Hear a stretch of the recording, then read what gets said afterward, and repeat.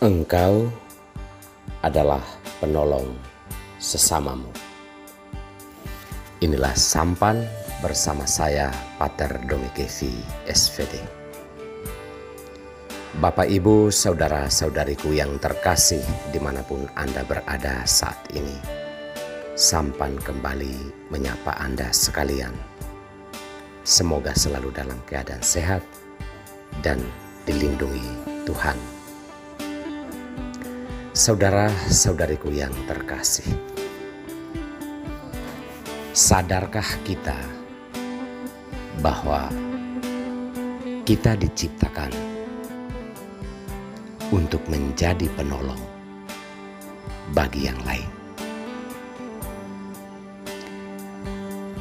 Kita diciptakan oleh Tuhan, ada maksudnya. Dan orang lain diciptakan oleh Tuhan pun ada maksudnya.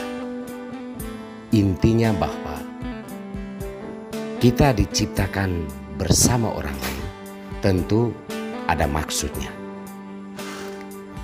Tuhan memanggil kita untuk hidup bersama dengan orang lain. Dan masing-masing kita harus punya prinsip bahwa diriku adalah penolong bagi sesama. Saudara-saudariku yang terkasih dalam Kristus, bacaan-bacaan suci yang kita dengarkan pada hari ini berbicara tentang hidup bersama sebagai suatu panggilan. Kalau kita mendengar dalam bacaan pertama, diceritakan tentang kisah penciptaan. Setelah Tuhan Allah menciptakan alam ciptaan dan Ia menciptakan manusia, laki-laki diciptakannya terlebih dahulu. Dari semua yang telah diciptakan, ternyata tidak ditemukan sahabat atau teman yang sepadan baginya. Oleh karena itu, Tuhan Allah menciptakan seorang wanita atau seorang perempuan, dan disitulah laki-laki itu menemukan bahwa penolongnya, sesamanya yang sesungguhnya adalah perempuan itu. Apa yang mau dikatakan dalam kisah penciptaan ini? Mungkin pertama-tama secara gamblang soal relasi pria dan wanita. Tetapi apa yang mau dikatakan secara umum adalah soal hidup bersama dengan orang lain. Setelah laki-laki itu berjumpa dengan perempuan itu, ia mengatakan bahwa inilah tulang dari tulangku dan daging dari dagingku.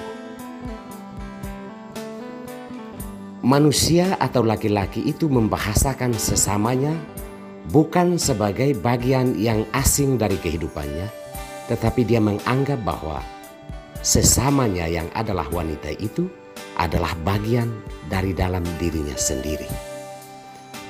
Hal ini mau mengungkapkan bahwa hidup bersama dengan orang lain di atas dunia ini, prinsip bahwa dia bukan orang asing, prinsip bahwa dia bukan musuh, itu harus tetap ada di dalam hati kita. Sekalipun dalam relasi-relasi kita terjadi bahwa ada hal yang membatasi hubungan kita satu dengan yang lain. Dalam bacaan Injil, kita mendengar bahwa ada beberapa orang datang kepada Yesus dengan membawa alibi soal perceraian. Tetapi Yesus mengatakan bahwa dari kodratnya, sejak saat diciptakannya manusia, manusia itu sudah ditakdirkan untuk hidup bersama dengan orang lain. Oleh karena itu, apapun tidak bisa membuat manusia hidup terkotak-kotak atau hidup dalam perpecahan. Mungkin juga bagi yang hidup berumah tangga, bolehlah direfleksikan dalam konteks itu.